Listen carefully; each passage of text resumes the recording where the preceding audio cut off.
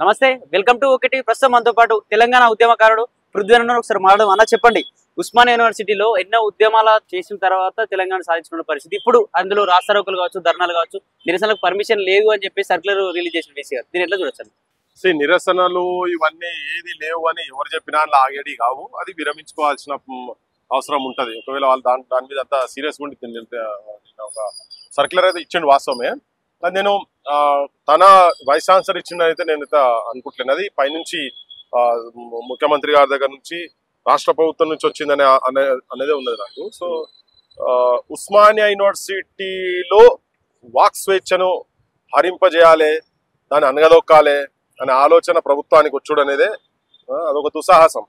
Okay, so అది ఎట్టి పరిస్థితిలో ఏం చేసినా అది లోపలికెళ్ళి ఎట్లయితే విత్తనం వేసి నీళ్లు పోసి ఎట్లా బయటికి మొక్క పైకి వస్తుందో అది బరాబర్ అట్లనే తన్నుకుంటూ వస్తుంది. భూమిలోకి వెళ్ళి ఎట్లయితే తన్నుకుంటూ వస్తుందో అట్లనే తన్నుకుంటూ వస్తుంది. అక్కడి నుంచి ఉద్యమాలైనా ఏవైనా కానీ గవర్నమెంట్ కు ముఖ్యంగా ముఖ్యమంత్రికి చెప్పేదంటే ఇటువంటి ప్రయత్నాలు దయచేసి ఆపుకోండి.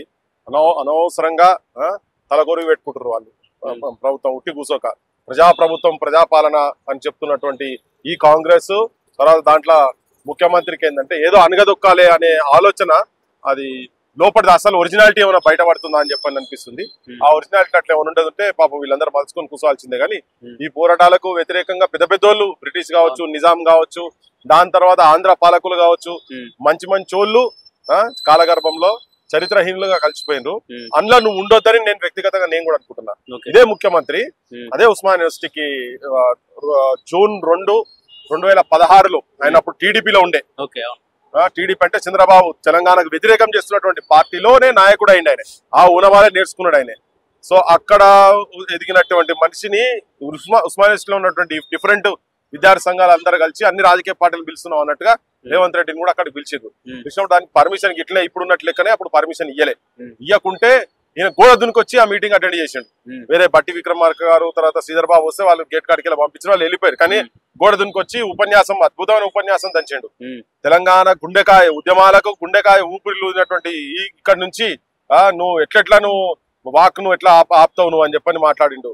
కరెంటు తీసేస్తే కరెంట్ ఎట్లా తీస్తే ఉస్మానియా చీకటి చేసినావు, నీ గడిలను నీ ఇంట్లను నీ కుటుంబంలో వెలుతురు తీసుకొచ్చుకుంటున్నావు ఈ త్యాగాల పునాదుల మీద అని చెప్పని మాట్లాడిన. ఒకసారి ముఖ్యమంత్రికి చెప్పేది ఏంటంటే, విను నాయన నువ్వు నీ గతంలో నువ్వు ఏమేమి మాట్లాడినావు అక్కడ అని నువ్వు ఇవన్నీ చెప్పి నీ ఇటువంటి దుర్మార్గమైన దమనకాండకు చేస్తున్నటువంటి ఇటువంటి అనగదక్కుతున్నటువంటి పాలనను పక్కా మేము బొంద పెడతాం పాత్ర పెడతాం అన్న ముఖ్యమంత్రి అక్కడికి వెళ్ళి విద్యార్థి జనజాతర సభ పేరు మా బోడలో పెద్ద ఇష్టం లేకుండా ఆయన ఆడికి వచ్చి చేసుడు టీడీపీలో ఉండి ఎట్లా సరిపోయా అని చెప్పండి.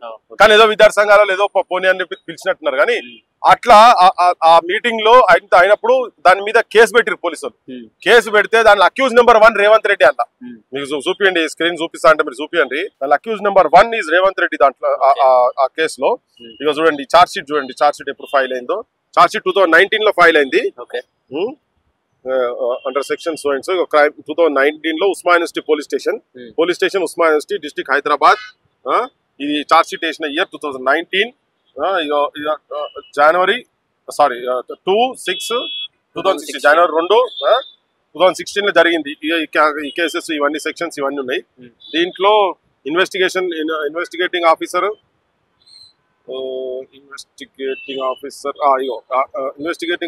Srikanth, sub inspector complainant N Upender, sub inspector of police. దీంట్లో accused number 1 A Revanth Reddy. అప్పుడు చార్జ్ షీట్ వేసేటప్పటికి ఎంపీ అయ్యిండు. అప్పుడు ఎంపీ కాదు ఆయన. ఇగో ఇప్పుడు ఎన్ఎం శ్రీనివాస్ రెడ్డి ఈయన కూడా ఎమ్మెల్యే అసెంబ్లీలో మాట్లాడుతుంటారు కదా. ఇగో వీళ్ళందరూ చాలా మంది ఉన్నారు, దరువెల్లన్న కూడా ఉన్నాడు. వీళ్ళందరి మీద కేసులు అయినాయి. అంటే ఇప్పుడు ఈయన అప్పుడు ఆ ప్రభుత్వం మీదనేమో వాళ్ళు వ్యతిరేకం అట్లెట్లా మీటింగ్ పెట్టని వాక్ స్వాతంత్రాన్ని ఎట్లా హరిస్తాం అని చెప్పానంటే, ఇప్పుడున్నటువంటి ముఖ్యమంత్రి అప్పుడు టీడీపీలో ఉండి వచ్చి నేను చెప్పిన మాటలన్నీ మాట్లాడిన ఆయనే. ఇవాళ దాని మీద కేసు ఉన్నది. ఇంకా ఈయన వచ్చి ఇప్పుడు మళ్ళా తిన్నింటి వాసాలు లెక్క పెట్టిన వాళ్ళు లెక్క ఈయననే వచ్చి మళ్ళా ఆయన వచ్చి మళ్ళీ ఇప్పుడు ఆ హక్కులను కాల రాస్తా అని చెప్పానంటే ఇది ఎక్కడ కథ? ఇది రేవంత్ రెడ్డి గెలిచిన తర్వాత కూడా మన ఏదైతే ప్రగతి భవన్ గోడలు బద్దలు కొట్టేస్తామని చెప్పి సచివాలయం యొక్క మొత్తం ఇనుప గేట్లను తొలగించేస్తామని చెప్పి రాష్ట్ర ధర్నా చౌక్ ఏదైతే అది ఓపెన్ చేస్తాం, అందరికీ ప్రశ్నించే హక్కు ఉంది, మా ప్రభుత్వాన్ని ఎక్కడ తప్పుంటే అక్కడ ప్రశ్నించని చెప్పి రేవంత్ రెడ్డి స్టార్టింగ్ లో చెప్పిండు. ఇప్పుడు ఇట్లాంటి వాటికి పాల్పడుతుంటే నిజంగా కేసీఆర్ దారిలో నడుస్తున్నా అనుకోవచ్చు అన్న. ఇప్పుడు ఇవి చూస్తుంటే చాలా మంది అనుకుంటారు ఆల్రెడీ పెనంలోకి వెళ్ళి పోయి పొయ్యిలో పడ్డామని చెప్పి అంతకు ముందు అనుకుంటే ఆంధ్రలో పాలనకి వెళ్ళి పోయి నేను కూడా చాలా సందర్భాలు అన్నమాట ఈ పొయ్యంగానే మొత్తం అగ్ని గోళంలో పడ్డట్టు అయిపోయింది మొత్తం కంప్లీట్ గా. ఇది ఇటువంటి కనుక చూస్తుంటే నేను చెప్తున్నది ఒకటి వాస్తవంగా, మరి ఆయన తెలిసి చేస్తున్నా తెలియజేస్తున్నా నాకు అర్థమైతలేదు కానీ ఆయన కోతే ఆయన కోకుంటుండే ఆయన ఆయన పుండుకు ఇంకా కోతే పెద్దగా అవుతుంది కదా, అట్లా అట్లా అట్లా తయారు చేసుకుంటుండే ఆయన రేవంత్ రెడ్డి.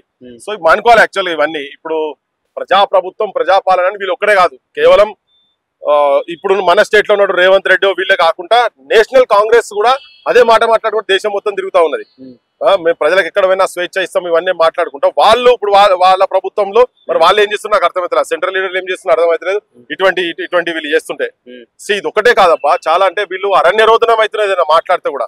ఇలా బడుల పరిస్థితి అట్లే ఉన్నది, హాస్పిటల్ పరిస్థితి అట్లే ఉన్నది. నినాకం ఉన్న శాఖలో మనవానికి వైద్యం ఇప్పియలేకుండా చచ్చిపోవడం అంటే అంతకన్నా దుర్మార్గం ఇది. చెప్పంగా కూడా అంటే వీళ్ళంతా అంత ఈజీగా తీసుకుంటారు. మాట్లాడేటప్పుడేమో ఈ ముఖ్యమంత్రి అద్భుతమైన ఉపన్యాసాలు ఇస్తున్నాడు, కానీ చేతల కాడికి వచ్చినప్పుడు మాత్రం మాటలు కోటలు దాటుతున్నాయి, చేతులు గడప దాటుతలేవు అంటారు కదా, ఒక అట్లనే ఉన్నాడు. మళ్ళీ అదేందో నాకు అర్థమైతే ఇంత బయట లొల్లి జరిగి చేసినా కూడా ఒక చిన్న టెలిఫోన్ కాల్ అదే పగబట్టినట్టే చేస్తున్నాడు. తెలంగాణ ఉద్యమకారులు అంటే పగబట్టినట్టే చేస్తున్నాడు.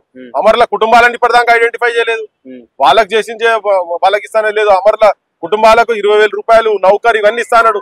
1200 మందిని వీళ్ళు ఐడెంటిఫై చేయలేదు. కేసీఆర్ నేను రాగానే వెంటనే 100 రోజుల లోపల చేస్తా అన్నాడు. అప్లికేషన్లు పట్టుకొని తిరుగుతూనే ఉన్నారు, నీ ఆఫీసుల దగ్గరికి, నీ కలెక్టర్ల దగ్గరికి, నువ్వు పాత ప్రగతి భవన్ దగ్గరికి వచ్చి అవన్నీ మొత్తం పిటిషన్లు ఇస్తూనే ఉన్నారు. ఇప్పటిదాకా ఒక్కరికి కూడా ఇయ్యలే. ఈ 12-14 నెలల 14 మంది కూడా ఇయ్యలే, ఎవరికి ఇయ్యలే. వాళ్ళు ఉద్యమకాలు ఏమంటారు అంటే మరో ఉద్యమం మేము లేవనైతే పోతా ఉన్నాం, అప్పుడు తెలంగాణ ఉద్యమం అయిపోయింది, తెలంగాణ సాధించుకున్నాక కూడా మాకు అంత పోరాటం చేసి మా జీవితాలు కోల్పోతా ఉంటే ఉద్యోగాలు లేవు, మేము అసలు సైకిల్ మీద ఢిల్లీ దాకా యాత్రలు కూడా చేసిన పరిస్థితి, అసలు రేవంత్ రెడ్డి పట్టించుకోవట్లేదు అని చెప్పేసి కూడా వాళ్ళ ఆవేదనతో ఇంకా పెద్ద ఉద్యమం చేయబోతున్నారని చెప్తా ఉన్నారు. 100% ఉద్యమకారులకు కూడా 250 గజాలు ఇవన్నీ పక్కకు పెట్ట కనీసం వైద్యం వితరణీయాలి కదా కుటుంబాలకు. లాఠీ దెబ్బలు తినే తలకాయలు వలగొట్టుకున్నారు, చేయి ఇలగొట్టుకున్నారు, కాలు ఇరగొట్టుకున్నారు. ఆ టైంలో నువ్వు 2 కళ్ళ సిద్ధాంత కళ్ళు కూడా కొట్టుకున్నారు కూడా ఉన్నారు. ఈయన 2 కళ్ళ సిద్ధాంత పేరు మీద రేవంత్ రెడ్డి చంద్రబాబు దగ్గర కూర్చొని ఉండే అప్పుడు. కానీ ఆయనకి ఎక్కడ లోపల ఉన్నట్టు అది ఉద్యమాలు చేసిన వాళ్ళ మీద, ఉద్యమకారుల మీద, నిజమైన వాళ్ళ మీద ఈయన ఏదో ఎక్కడో పగబట్టినట్టుగా పట్టుకొని వీళ్ళని అసలు ఏం కాకుండా చేస్తున్నాడు కదా. ఇప్పుడు నినాక మొన్న అనౌన్స్ చేసిండు సాగలంలో మనవరాలది కూడా మున్మనవరాలది చేసిండు. ఆమెకు ఉమెన్స్ కమిషన్ మెంబర్ అన్నాడు, ఆ పక్కకు పడేసాయి. సాగలం మనవానికి 20 సంవత్సరాలు సర్పంచ్ ఆయనకు వైద్యం అందలేక చచ్చిపోయిండు పైన. ఈయన ఇంటికాడికి వస్తే అపాయింట్మెంట్ ఇవ్వలేదు. మరి ఏం చేస్తున్నట్టు ఇదంతా, ఎటు పోతున్నది ఇదంతా? రేవంత్ రెడ్డి గారు అసెంబ్లీలో మాట్లాడుతూ అప్పుడప్పుడే సీరియస్ అవుతున్నాడు, అప్పుడప్పుడే నవ్వుతున్నాడు, ఇట్లాంటి ఎందుకు చేస్తున్నాడు అనుకోవచ్చు. జర్నలిస్ట్ల పైన కూడా బట్టలు కూడా తీసి కొడతా అని చెప్పేసి కూడా వ్యాఖ్యలు కూడా చేస్తా ఉన్నాడు. అంటే దీన్ని బట్టి ఏమర్థం చేసుకోవచ్చు? పాపం ఆయనకు ఎక్కడో భయం ఉన్నట్టున్నది లోపల, లేకపోతే బాలకృష్ణ తోటి అంతా టీడీపీ గ్యాంగ్ అది ఇదంతా. అందులో కొద్దిగా సినిమాటిక్ ప్రదర్శనలు, సినిమాటిక్ బిహేవియర్ అన్ని అక్కడి నుంచి నేర్చుకొని వచ్చినట్టున్నది ఆ టీడీపీ దాంట్లోకి వచ్చినట్లది. నిజమైన ఒకటేసారి ఉంటది ఆవేశం, అట్లనే ఉంటది ఆచరణ, అట్లే ఉంటది. పొల్లుపోకుండా మాట్లాడు, ఇవన్నీ ఉంటాయి ఆయన దగ్గర. పొల్లుపోకుండా మాట్లాడే కథలు ఉన్నాయి కానీ అది కొద్దిగా డైలాగ్స్ కొద్దిగా డ్రామాటిక్ గా ఉన్నాయి. మాటలకు చేతలకు పొంతన లేకుండా మాత్రం ఉన్నది, అదైతే ఫ్యాక్ట్. ఏదైతే అన్న ఎస్సీ వర్గీకరణ అయితే తుది దశకు వచ్చేసింది, కంప్లీట్ అయిపోయింది, బిల్లు పాస్ అయిపోయింది. బీసీ సంబంధించిన రిజర్వేషన్ అయితే నెక్స్ట్ పార్లమెంట్ లో అయితే దాని గురించి మాట్లాడాల్సిన అవసరం ఉంది. నిజంగానే బీసీలందరూ కలిసే అవకాశం ఉందా ఈ విషయంలో? నిజంగానే బీజేపీ సపోర్ట్ చేయబోతా ఉందా దీనిపైన? బీసీలు పక్కా కలవాల్సిన అవసరం ఉన్నది, కలవాలి. మెసేజాలు అటు ఇటు ఉంటే ఉన్నా కానీ కలవాలి. ఇదొక చారిత్రాత్మకమైనటువంటి సందర్భం ఇది. ఈ సందర్భంలో అందరు కలిసి ఒకవేళ బీజేపీ మీద ఒత్తిడి తీసుకురావాల్సిన అవసరం ఉన్నది. బరాబర్ బీజేపీ సూత్రప్రాయంగా అపోజ్ చేస్తున్నా కానీ దాన్ని ఒత్తిడి తీసుకొచ్చి పార్లమెంట్ లో పాస్ అయ్యేటట్టు చేయాల్సిన బాధ్యత బీసీలు, ఇంకా సమాజంలో అందరినీ కూడా హెల్ప్ తీసుకున్నాను. బీసీకి ఆ స్ట్రెంత్ ఉంది. బీజేపీ మీద పడాల్సిందే, అది పక్కా పార్లమెంట్ లో బిల్లు సాధించుకోవాల్సిందే, దాంట్లో 2 ఆలోచన లేనేలేదు. కానీ ఎందుకన్నా బీసీలందరూ ఏకంగా లేకపోతారు? కొందరేమో రకరకాల ఒకటే ప్లేస్ లో రకరకాల ప్రెస్ మీట్లు పెట్టుకుంటారు, రకరకాల అధ్యక్షులు ఉంటున్నారు. ఎందుకు ఏకంగా లేకపోతున్నా? ఏకమైతే నిజంగానే బీసీ వాటా లభించే అవకాశం ఉంటది, బరాబర్ ఉంటది. మామూలు కొద్దిగా అటు ఇటు ఉన్నట్టున్నాయి కానీ అవి ఎక్కడో దగ్గర సద్దుమనుతాయి. ఎప్పుడైతే ఉద్యమాలు కిందికెళ్ళి స్టార్ట్ అయితే అంటే సామాన్యమైన బీసీలకు దీంతో వచ్చేటువంటి లాభాలేంటి, మనకు జరిగేటువంటి ఉపకారం ఏందనేది క్షేత్రస్థాయిలో ఉన్నటువంటి వాళ్లకు కనుక అర్థమైతే అప్పుడు వీళ్ళందరూ చక్కగా అవుతారు. Let us March separately and strike together అనే కాన్సెప్ట్ అన్న లేకపోతే కలెక్టివ్లీ మార్చ్ చేసి కలెక్టివ్ స్ట్రైక్ అనేది కాకుండా కానీ సపరేట్ గా మార్చ్ చేసి వెంటనే పెడితే ఉన్నది అల్టిమేట్ గా వాళ్ళు కూడా మాట్లాడేది బీసీల దాని గురించే కదా. కానీ దీనిలో స్వార్థపరులు డెఫినెట్ గా కొందరు ఉంటారు. వాళ్ళు రాజకీయ పార్టీల దగ్గర ఉండేటోళ్ళు, వాళ్ళ దగ్గరికి వెళ్ళి చాపూసి పొందేటోళ్ళు కొంతమంది ఉంటారు. అవన్నీ జరుగుతాయి. కానీ ఇప్పుడు ఏంటంటే ఇప్పుడు ఇక్కడ ఒక ప్రభుత్వమే అసెంబ్లీలో తీర్మానాలు చేసి కౌన్సిల్ తీర్మానాలు చేసి పంపిస్తుంది కాబట్టి గవర్నమెంట్ మీద కూడా ఒత్తిడి తీసుకురావాలి. సెంట్రల్ గవర్నమెంట్ మీద ఇప్పుడు అందరు కలిసి కొట్లాడేసి ఇక్కడ ఉన్నటువంటి అన్ని పార్టీలు కూడా దానికి సపోర్ట్ చేసినప్పుడు అన్ని పార్టీలు వచ్చి అక్కడ కొట్లాడాలి. ఇక్కడ గ్రౌండ్ లో కూడా అందరం కలిసి కొట్లాడితే బీజేపీ దిగొస్తుంది సమస్య. ఈ బీసీ వాదం పైన ఎమ్మెల్సీ కవిత గారు కూడా ప్రెస్ మీట్ పెడుతున్నారు. ఈ మధ్యనే ముందుకు వస్తారు. ఒకప్పుడు వాళ్ళ ప్రభుత్వంలో రిజర్వేషన్లు తగ్గించిందే వాళ్ళు, బీసీ రిజర్వేషన్ 23% తగ్గించిందే వాళ్ళు. ఇప్పుడు నిజంగానే ఈ ఎజెండాతో పోవడం పట్ల ఎట్లా చూసుకోవచ్చు దీన్ని మొత్తం ఏమైనా స్వలాభం కోసం చేస్తారు అనుకోవచ్చు? 200% అలా డౌటా? ఏమన్నా డౌటా? వాళ్ళు ఉన్నప్పుడు చేసిరా? ఆమె నిజంగా మాట్లాడితే వాళ్ళ నాయన దగ్గర పోయి కూర్చోవాలి. వాళ్ళ నాయన వచ్చి ముక్కు నీళ్ళకి రాయాలి. బీసీ ప్రతి కులం బిల్డింగ్ దగ్గరకు వచ్చి కుల సంఘాలు 10 ఎకరాలు ఇచ్చిండు కదా, నేను బీసీలకు అన్యాయం చేసినా నన్ను క్షమించురు అని చెప్పని అన్ని సంఘాలకు అని ఎక్కడెక్కడ ఆఫీసులు ఉన్నాయో వాళ్ళ కాడికి వచ్చి ముక్కు నేలకు రాయాలి. తీసుకొచ్చి కేసీఆర్ తోటి కవిత తీసుకొచ్చి ముక్కు నేలకు రాస్తే అప్పుడు ఆయన ఎవరైనా క్షమిస్తారు కావచ్చు. ఉన్న రిజర్వేషన్లు తీసేసిండు కదా ఆయన, 33-34 ఉన్నదాన్ని 18% తీసుకొచ్చిన ఘనుడే ఆయనే కేసీఆర్. ఇప్పుడు ఆమె మాట్లాడేది ఎక్కడ నాకు అర్థమైతే లేదు. ఏదో ఉన్నారు కదా ఇప్పుడు సంపినోడు సంతాపసభ అంటారు కదా, అట్లే ఉన్నది ఇప్పుడు ఆమె కథ. వీళ్ళ హయాంలో బీసీలందరూ సంతోషంగానే ఉండే, ఇప్పుడే అందరూ విడగొట్టబడతా ఉన్నారు బీసీలందరూ అని చెప్పి చెప్తా ఉంది కవిత. ఇక ఇప్పుడు ఆమె నోటికి ఏదో వస్తే అదే మాట్లాడుతుంది. ఎక్కడ సంతోషంగా ఉన్నారు మరి? ఉంటే ఇప్పుడు ఈ పోరాటం ఎందుకు వస్తుంది? కాంగ్రెస్ వాళ్ళు 42% అని ఎందుకు పెట్టిరు మరి? అవన్నీ అనుకుంటే లేవు కనుకనే కదా. ఆమెకి ఏంటంటే వీళ్ళు మాటలు బాగా నేర్చిండ్రు, ఈ ఫ్యామిలీ అంతా కూడా కొంత మాటలు బాగా నేర్చిండ్రు. బీసీల గురించి కింది కులాల గురించి ఎక్కడ కూడా వాళ్ళు మాట్లాడాల్సింది. ఎందుకంటే వాళ్ళు దళితులను లారీలతోనే నేరేలా చూసినాం కదా, తొక్కించిన గనులు వీళ్ళు. దళిత ముఖ్యమంత్రిని చేస్తా అని చేయకుంటుండి అయ్యా తీసుకుపోయి కూర్చున్నందుకు వాళ్ళ అయ్య దగ్గర ధర్నా చేయాలి. ఈమెకు ఉన్నటువంటి పదవి కూడా ఎవరైనా బీసీకి ఇచ్చి ఆమె ఇంట్లో కూర్చోవాలి ఫస్ట్. నువ్వు అంతా చేయదలుచుకుంటే ఇవన్నీ పనులు చేయాలి. ఇవన్నీ పనులు చేసినాక నిన్ను కూడా నమ్ముతాడు. లేకపోతే మీకు మా వాళ్ళ చేత కదా, నువ్వు ఎందుకు రావాలి? మేము ఉన్న మీద చాలా మంది ఉన్నారు బయట. నువ్వు బీసీ అనుడు ఎక్కడదమ్మా? నాకు అర్థమైతే లేదు. నీకేమైనా నీ కులానికి సంబంధించిన హక్కులు ఏమైనా కావాలంటే నువ్వు వెలువ కులానికి సంబంధించిన ఉంటే ఆ కులానికి సంబంధించిన ఉంటే కొట్లాడుకో, పోయి ధర్నాలు చేసుకో, ఇంకేమైనా చేసుకో. మాకు నువ్వు లీడర్షిప్ ఎక్కడ? నాకు అర్థమైతే లేదు. ఇదంతా ఉంటే ఏంటంటే రాజకీయంగా వాళ్ళు మళ్ళా రేపు పొద్దుగాల బీసీలు దూరం అవుతారు కావచ్చు ఉద్దేశంతో చేస్తున్నటువంటి డ్రామాల భాగంగా అలా మా బీసీ కులాలు కూడా కొంతమంది వెంబడి తిరుగుతా ఉన్నారు. మరి వాళ్ళు కూడా ఆత్మవిమర్శ చేసుకోవాలి సార్. అటువంటి వాళ్ళు ఎప్పటికీ ఉంటారు, ప్రతి దాంట్లో ఉంటారు. వాళ్ళ అవసరాల గురించి పార్టీల చుట్టూ తిరిగేటోళ్ళు, పదవుల గురించి పైసల గురించి పాకులాడేటోళ్ళు ఎప్పటికీ ఉంటారు. వాళ్ళ మీద కూడా సమాజంలో రెస్పెక్ట్ ఉన్నటువంటి వాళ్ళు కూడా పోయి అక్కడ వాళ్ళ బెగ్గింగ్ కమ్యూనిటీస్, బీసీస్ అంటే backward class are brilliant and creating communities పోయి ఈ బెగ్గింగ్ కమ్యూనిటీస్ అంటే ఇటువంటి వాళ్ళు ఎవట అవుతుంది, దయచేసి మీరు అందుకే బయటికి రావాలని చెప్పుకో. అయితే ఓయూ సర్క్యులర్ విషయానికి వస్తే ఉమ్మడి ఆంధ్రప్రదేశ్ ఉన్నప్పుడు ఈ ఓయూలో ఈ సర్క్యులర్ తీసుకొస్తే నిజంగానే తెలంగాణ వచ్చేదన్న? బరాబర్ అదే. ఎవరు తీసుకొచ్చినా దుస్సాహసం అవుతుంది. వాళ్ళు కూడా ఆంక్షలు అట్లా చాలా చేసిండ్రు. సర్కులర్ ఉన్నా లేకున్నా ఇటువంటి జరిగినాయి. ఇప్పుడు రేవంత్ రెడ్డి అటెండ్ చేసిన మీటింగ్ కూడా పర్మిషన్ ఇయ్యలే కదా, అయినా మీటింగ్ పెట్టుకున్నాం కదా, కేసులు అయితేనే ఉన్నాయి కదా, కొట్లాట జరుగుతూనే ఉన్నాయి కదా. ఈ ఒక్క కేసు ఈయన మీద కావచ్చు, అట్లా కొన్ని వేల కేసులు విద్యార్థుల మీద అయినాయి కదా. అట్లాంటి పోరాటాలు ఇక్కడ ఆపలే కదా. ఏ సామాజిక కోణం పోరాటాలు అయిన తర్వాత సమాజంలో ఎక్కడ వివక్ష జరిగినా పర్వాలేదు, సమాజంలో ఎక్కడ అణచివేత జరిగినా కానీ ఉస్మాన్ యూనివర్సిటీ ఒక కేంద్రం అయిపోయింది, ఒక వాయిస్ తీసుకొస్తుంది. ఇటువంటి ఉస్మాన్ యూనివర్సిటీ నాకు తెలిసి ప్రపంచ స్థాయిలలో కూడా ఎక్కడ కూడా ఇన్ని విభిన్న కోణాల దాంట్లో విద్యార్థులు భాగస్వామ్యమై కొట్లాడేటి అనేది ఒక రేర్ క్యారెక్టర్ ఉస్మాన్ యూనివర్సిటీకి ఉన్నటువంటిది. దాన్ని అణచేయాల్సిన ప్రయత్నం చేస్తే మాత్రం కష్టం అవుతుంది. ఉస్మాన్ యూనివర్సిటీలో చాలా ఫెసిలిటీస్ సమస్యలు ఉన్నాయన్న.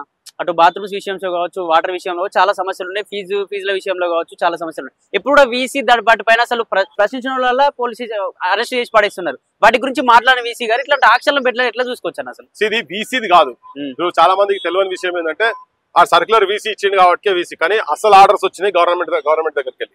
ఇప్పుడు వీసీ సపోజ్ నువ్వు మెస్సులు కావచ్చు, బిల్డింగ్లు కావచ్చు, ఇవన్నీ ఫండ్స్ ఎక్కడికి వెళ్ళి కరెక్ట్ చేయాలి? వీసీ గవర్నమెంట్ ఫండ్స్ అలొకేట్ చేయాలి కదా, గవర్నమెంట్ చేస్తలే కదా. సెల్ఫ్ గా వాళ్ళు చేసేటి అన్నీ అటో ఇటో చేసుకుంటా ఉన్నారు. అసలు బేసిక్ రిక్రూట్మెంట్ లేదు కదా.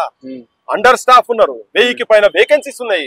అకాడమిక్ ఎక్సలెన్స్ ఎక్కడికి వెళ్ళి జరుగుతుంది? వీసీ ఏం ఆన్సర్ చేస్తాడు? అదొకటి వృత్తిగా నడుస్తున్నదా అంటే నడుస్తున్నది, అంతేగాని ఇప్పుడు గవర్నమెంట్ నువ్వు రిక్రూట్మెంట్ గవర్నమెంట్ చేయాలి, నువ్వు ఫండ్స్ గవర్నమెంట్ ఇవ్వాలి. ఇలా ఫీజులు పెంచి కూడా చేసి కూడా ఇప్పుడు ప్రైవేట్ కాలేజెస్ కు ఫీజు రీయింబర్స్మెంట్ అనే స్కీమ్ తోటి కొన్ని వేల లక్షల కోట్ల రూపాయలు ఇస్తున్నారు. ఇక్కడికి వచ్చే వరకు అది జరుగుతలేదు. అది ఇక్కడికి ఏంటంటే గవర్నమెంట్ ఇన్స్టిట్యూషన్స్ మొత్తం పొందబెట్టే ప్రయత్నం. ఇలా బలైతున్న వాళ్ళు ఎవరంటే అడ్మినిస్ట్రేషన్ లో ఉన్నటువంటి వీసీ కావచ్చు, రిజిస్ట్రార్ స్టూడెంట్స్ అంతా పోయి ఆయన మీద పడుతుంటారు. ఏం చేస్తాడు? తన ఇప్పుడు నాకు చదువు కావాలి యూనివర్సిటీలో, నేను జర్నలిజం డిపార్ట్మెంట్ లో జాయిన్ అనుకో, లేకపోతే ఎంబీఏ డిపార్ట్మెంట్ లో జాయిన్ అయినా, అందులో ఎవరు లేరు అసలు, శాంక్షన్ పోస్ట్ వాళ్ళే 3-4 ఉన్నారు అసలు వాళ్ళు మొత్తం. ఇప్పుడు చెప్పేటోళ్ళందరూ పాపం వాళ్ళ వీళ్ళంతా డైలీ వే సంబంధించి కావచ్చు, ఏదో క్లాసులు చెప్పేటట్టుగా. నిజమైన రిక్రూట్మెంట్ పాలసీ ప్రకారంగా వచ్చిన వాళ్ళు కాదు, టాలెంట్లతో వచ్చిన వాళ్ళు అందరూ కాదు, ఎవరెవరో వాళ్ళ వీళ్ళతో కొన్ని పాఠాలు చెప్పిస్తా ఉన్నారు. Sub standard education system continue అవుతున్న యూనివర్సిటీలలో మోర్ దాన్ 75% ఆఫ్ యూనివర్సిటీస్ లో వేకెన్సీస్ టీచింగే ఉన్నాయి. అవి ఫుల్ఫిల్ చేయాలి. చేసినప్పుడు వైస్ ఛాన్సలర్స్ కూడా ఏమైనా పర్ఫార్మ్ చేయగలుగుతారు. ఇప్పుడు వాళ్ళు ఏమైతుందంటే లాస్ట్ కు వాళ్ళు పోయి అల్యూమినిస్ దగ్గర కలెక్షన్ చేసుకొచ్చి, అరే మాకు కుర్చీలు ఇయ్యి, మాకు బోర్డులు ఇయ్యి, ఒక రూమ్ కట్టి, కొన్ని పుస్తకాలు కొని, మా డిపార్ట్మెంట్ లో కూడా మా బ్యాచ్ అందరు కలిసి మొత్తం అంతా చేసి మేము తలాయి తీసుకొని చూడలేక, పిల్లల బాధలు చూడలేక పుస్తకాలు కొనిచ్చినాం. నేను అదే ఉస్మానియాకి వెళ్ళే అట్లా ఇంజనీరింగ్ డిపార్ట్మెంట్ లో వచ్చిన ఒక అర్ర కట్టించారు. ఇట్లా చేస్తున్నారు. అడక తినే లెక్క తయారు చేసిన ఉస్మానియాలో వైస్ ఛాన్సలర్ ఏం చేయగలుగుతారబ్బా? వాళ్ళకి అన్ని ఫెసిలిటీస్ కనుక ఇచ్చి పెడితే అప్పుడు పర్ఫార్మెన్స్ చేస్తున్నారు లేదని వైస్ ఛాన్సలర్. అంటే ఉస్మానియాలో కాంగ్రెస్ నాయకులు కొందరు ప్రెస్ మీట్ ఏర్పాటు చేశారు. ఏర్పాటు చేసి అందులో ఏం చెప్తా ఉన్నారంటే, వీసీకి మాకు ఎలాంటి సంబంధం లేదు ఈ ఇష్యూ పట్ల, ఆంక్షలు విధించడం పట్ల, అతన్ని బీజేపీ ప్రభుత్వమే మ్యానిపులేట్ చేస్తా ఉందని చెప్పేసి ప్రెస్ మీట్ పెట్టారు. అంతే కదా. ఏ కాంగ్రెస్ పార్టీ వాళ్ళు మాట్లాడుతున్నారో విద్యార్థి నాయకులు ఎవరని నాకు ఎవరో తెలియదు, కానీ వాళ్ళ లీడరే ఇప్పుడు ఉన్నటువంటి ముఖ్యమంత్రి, ఆ పార్టీకి ఉన్నటువంటి ముఖ్యమంత్రి ఇప్పుడు నేను చూపించిన కదా కేసు సంబంధించింది. మరి అప్పుడు వైస్ ఛాన్సలర్ గురించి ఎందుకు మాట్లాడి, అప్పుడు ఆ ముఖ్యమంత్రి గురించి ఎందుకు మాట్లాడిండు, ప్రభుత్వం గురించి ఎందుకు మాట్లాడిండు, దొరగడిల గురించి ఎందుకు మాట్లాడిండు? మరి కరెంటు పోతే కరెంటు తీసేసి అప్పుడు ఈ ముఖ్యమంత్రి అప్పుడే అననుండే కదా, కావచ్చు వైస్ ఛాన్సలర్ తీయొచ్చు, రిజిస్ట్రార్ తీయొచ్చు అని అననుండే కదా, అప్పుడు అట్లా అనుండే కదా. మరి ఎందుకు అప్పుడు ప్రభుత్వం మీద పడ్డాడు?